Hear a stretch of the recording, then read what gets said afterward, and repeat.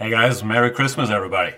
In today's video we're gonna take a look at a game from the Qatar Masters played in round 5 between the world champion Magnus Carlsen and a Chinese superstar who is not so well known. He's facing Chao, and you guys might not have heard of Chao, even though he's a 2750 rated player. I believe he's a lot less established or well known than guys like Ding Liren and Wei Yi, Yu Yang Yi, but he is the number 14 in the world, so this is a big matchup.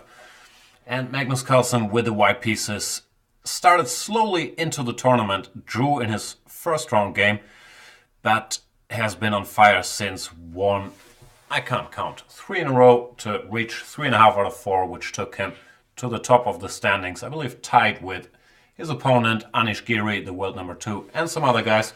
So, big game for Magnus Carlsen, who won the Grand Chess Tour, but probably still not too happy with his year. Down to only 2,834, which is still good for number 1 in the world and a 30-point lead in the rankings, but quite a bit lower than his 2,880 something peak. So, he faces Chao and he goes for d4. Doesn't always do that, but Magnus Carlsen can play anything, of course. Chao, a well-known Grunfeld expert, goes for g6, and Carlsen shows what he has in store for this game. He goes for the trendy move 3f3, not a staple in Magnus Carlsen's repertoire until this game, as far as I know. f3, of course, gives black a huge choice of possibilities. He could go bishop g7, transpose to the King's Indian, same-ish after e4. He could go knight c6, which is a move that used to be quite popular. Could go e6, intending to play d5. Could go c5, and so on and so forth. So white has to cover a lot of ground here, but Grunfeld players tend to play the most Grunfeld-esque move, d5. And after cd5, knight d5, we see the point of f3. White can go e4 now without having a knight on c3, which can be exchanged. So this knight has to retreat. Go knight to b6. All of this has been seen in many high-level games. Bishop g7, bishop e3, castles, queen to d2. And white's plan quite often is quite brute force here. He wants to go long castles, then go h4, h5, and checkmate the black king. So black has to do something about it. A lot of moves have been tried here, but knight c6 played in the game is clearly the main move, putting pressure on the d4 pawn immediately. White goes long castles, and Chao goes for the old main line, the move f5, which he has quite a bit of experience with, has some games here, won most of them, at least 2 that I've seen recently, and yeah, seems to stick to his guns, not being afraid of Carlsen-esque preparation. The main line nowadays here is the move queen to d6, intending to go rook to d8 and increase the pressure on the d4 pawn, hoping to provoke d5 when the knight can jump around and this bishop has been opened up, but that's a different story. f5 is also a very viable move. Now, white has to decide how he wants to approach the game. They used to play very direct here, play h4, but practice has shown that then after f takes e, and e5, or hang on, maybe you can even go knight takes d4 here, but I believe e5, d5, knight d4 is supposed to be alright for black. So instead what they do is they play the move e5 with white, which looks a little strange at first sight because you're giving up a bunch of light squares in the center. That's not the end of the story. First of all, you prevent black from generating counterplay in the center, as we've seen in the last line. And secondly, you cripple this bishop on g7, which really is not a very happy camper after e5 because it's blocked in behind the white pawn structure. It's going to be very hard to break that. So e5 is the main reason this line with f5 has fallen a little bit out of fashion, but clearly the discussion is far from over. Chao plays the main move here, knight to b4, controlling the d5 square and also keeping an eye on the a2 pawn, maybe trying to provoke some weakness here with a3. Carlsen plays the main move in this position, the move knight to h3. A move I have pleasant memories of because I once won a game here all the way back in 2010. Knight h3 is fighting not only for the d5 square but also against black developing his bishop with bishop e6, which can now be met with knight f4 or knight g5, according to circumstances. My game, which is not very relevant, but since it's mine, I'm gonna include it into this video, went knight d5, knight 4 d5, knight to f4, and I believe this is already quite pleasant for white, because after simplifications, this bishop is gonna be more or less dead, and white still has a plan with h4 and h5 launching an attack. So knight 4 d5 is quite pleasant. The move Li Chao had played here twice in the past is the move a5, which is useful because after a3, not only can you sometimes leave this knight on b4, but even with this inclusion, there's always a bit of a target for counterplay on the queen side now with the white pawn on a3. I would have liked to see what Carlsen had prepared here. I wouldn't be surprised if he had planned to play without a3 and play similar to what we're going to see in the game. Go king to b1 and play a bit of a waiting game to see what black is up to. Instead, Li Chao probably now started having second thoughts that he would run into some white preparation, went for the move queen to e8, which is a little abstract. The queen can go to f7 in some lines attacking the a2 pawn, but it's not the most common move, and it looks like a little slow and non-topical, so I would guess it's over-the-board inspiration more than a prepared novelty at home, but I don't know. Carlsen went king b1, once again deciding not to weaken his position by going a3. And now over the following move we see a bit of an interesting, what do you call it, a Mexican standoff? Not really, but white doesn't want to go knight to f4 if it doesn't hit anything there. Knight could even be kicked away with g5. And black doesn't want to go bishop e6 because then the bishop would be hit with knight to f4.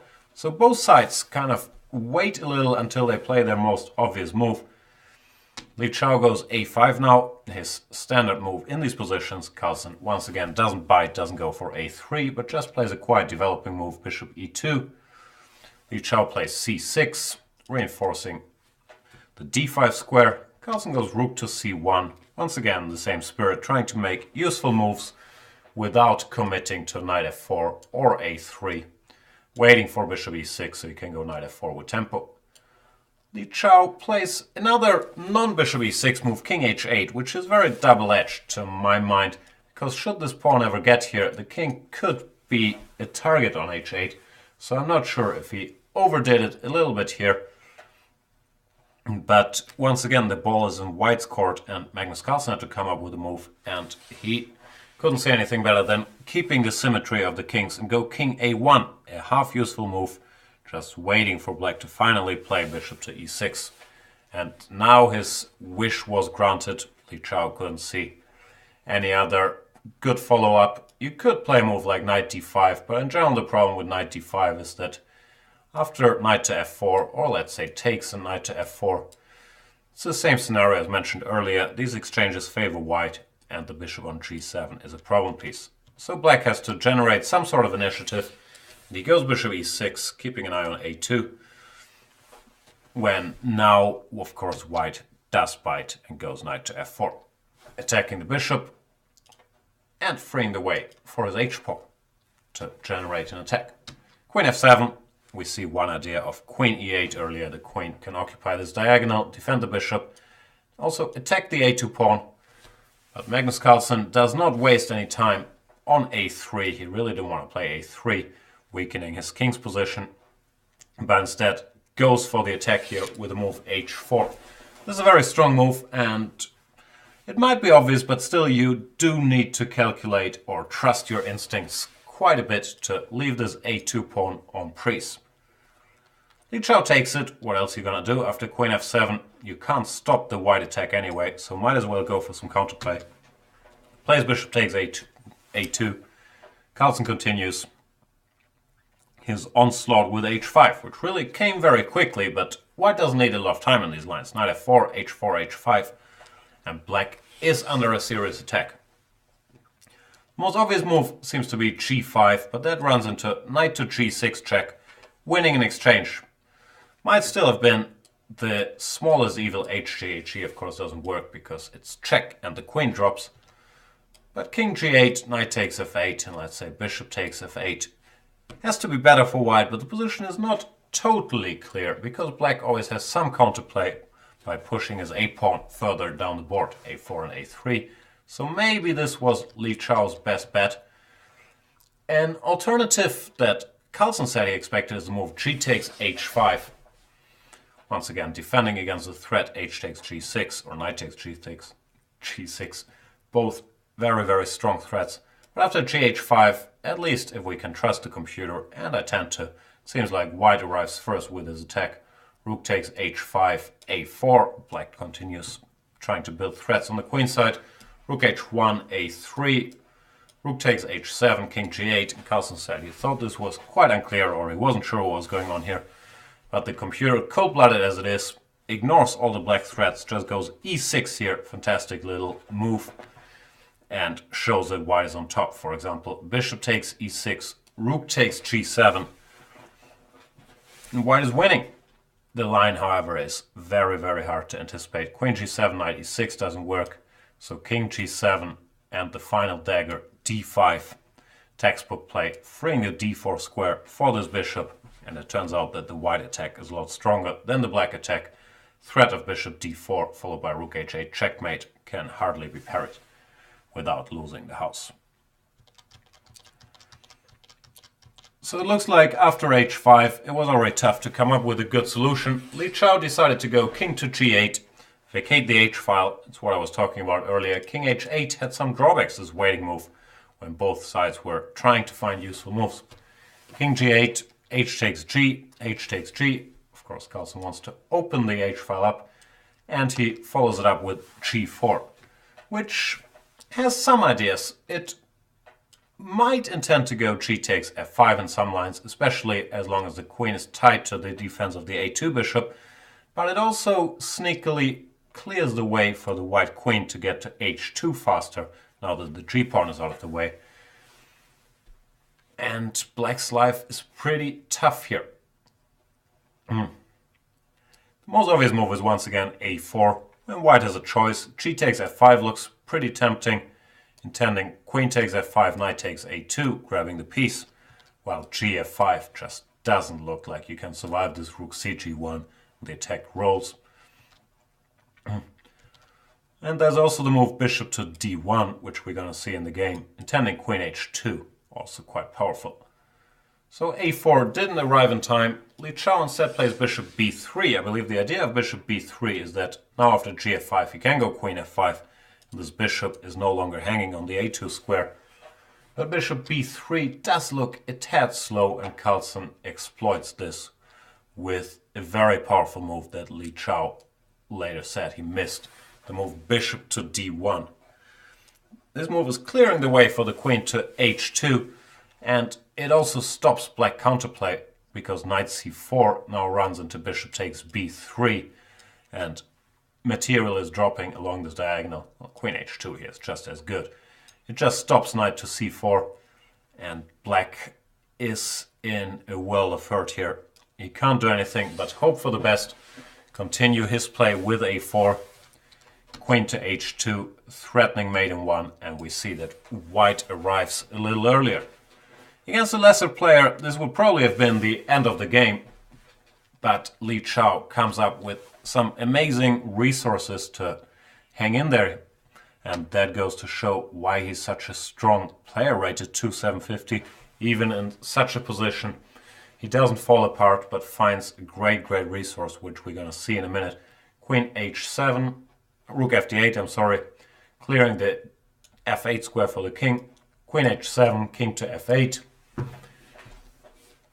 Carlsen first has to decide how to continue his attack. G takes f5 was strong. Carlsen is attracted by another idea that is also very, very strong and very pretty. The move d5. It's very nice geometry because d5 attacks the bishop, attacks the knight on b6. Thereby the most natural move would be to take on d5 with the knight. But then after e6, all of a sudden this diagonal is blocked. This bishop can't go back to e6 to recapture there, and it turns out that black has no defense. For example, queen to f6, knight takes g6 check, king e8, queen g8, bishop f8. The mate is very near. The easiest way to get there is rook to h8, and there's no defense to queen takes f8 followed by checkmate because this pawn on e6 is so powerful. So d5 looks like it's pretty much the end of the game, but here Li Chao shows his defensive ability or his resourcefulness, goes for the move knight to c4, which looks like it's just losing. No real threat and not parrying any of White's threats. So Carlsen continues with knight takes g6 check, obvious enough. One key line is if Black sacrifices queen here with queen takes g6, and now decides to go for the counter-attack with a3. This is the idea at the core of Li Chao's counterplay with knight c4. In main lines he can give up a lot of material and then try to get at the white king with a3. But here he is once again not in time because of the little tactic rook h8, bishop h8, bishop h6, and checkmate follows shortly. So instead of the knight takes g6, he goes king e8, which seems not to really help because white keeps moving forward, goes e6, and we see the same mating construction we've seen earlier. You can't go queen f6, keep your queen because of queen g8, bishop f8, and rook h8, when once again mate is impending on f8. But Black has one last amazing idea. It is the move a3, now sacrificing a full queen with tempo, with check. a3, e takes f7 check, king to d7. King takes f7 would have been worse because then after knight e5 check, this bishop is pinned, so white wins by just eliminating attackers or giving mate. Then said king d7 appeared on the board, and all of a sudden Black has quite some counterplay. Carlsen was tempted here by going for a cute looking move, the move f8 knight check, but then he said he didn't calculate it very much, but didn't feel like going around looking for a knight because normally you don't queen a knight, and he has two knights on the board, so it would have been a bit of a hassle to find that knight, and it was a very good decision not to go look for it because after f8 knight check, Black goes king to e8, and it turns out that white runs out of checks and Black is actually winning here. A takes b2 is coming as checkmate. Let's say king b1, a takes b2. Very little you can do about the threat of rook a1 checkmate. However, white does have a much stronger move. He has the move knight e5 check here. That's what Carlsen played. Black has no choice. You have to keep this knight on c4 for the mating constructions. So you have to take with the bishop. Bishop takes e5. Now the queen re-enters the action, if only briefly. Queen takes f5 check. King goes to c7. And Carlsen had, of course, calculated all of this. He had seen that he can give the queen back. After all, he is a queen up for only a piece. With queen takes e5 check, and thus eliminate all the danger. Knight takes e5, bishop takes b3, and the dust has settled a little bit, and it turns out at the moment white is a piece up and he still has a dangerous passed pawn on f7, while Black doesn't really have any counterplay or counter chances. For example, knight d3 looks like a good last chance, threatening a takes b2, but then white goes knight b5 check. Using this pin, the king has to go somewhere. Let's say king d7, just knight takes a3, and white is completely winning. Instead, Li Chao tried a takes b, king takes b2, knight d3, king b1 takes and takes to at least win an exchange back, but with the two pieces for the rook and this powerhouse on f7, white is just completely winning here. Knight takes f7 has a problem. There's d takes c6. This bishop gets a clear view at the f7 knight, so that doesn't help. Instead, king c8 was played, and after d takes c, b takes c, and f4, Li Chao had seen enough. He can't take on g4 because of bishop e6 check, picking up the knight. Therefore, Black resigned. He's just down. Too much material. And there is the pawn on f7 still alive. Very good game by Magnus Carlsen, revisiting his whatever attacking instincts he has left, as he put it.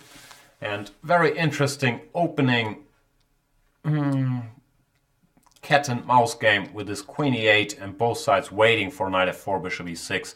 I have a feeling, without having analyzed it too deeply, that king h8 was a little too much. And I also have a feeling, which might also be wrong, that this line with f5, e5 is very, very dangerous for black. At least it didn't work out very well in this game. So congratulations, Magnus Carlsen. He moved into the sole lead in the Qatar Masters with 4.5 out of 5. However, he's still being pursued by the likes of Anish Giri, only half a point behind. And Vladimir Kramnik also lurking with 4 out of 5. So there's a lot of action still to come. Thank you for watching this video. Enjoy your holidays, and I'll see you in the next one. Bye-bye.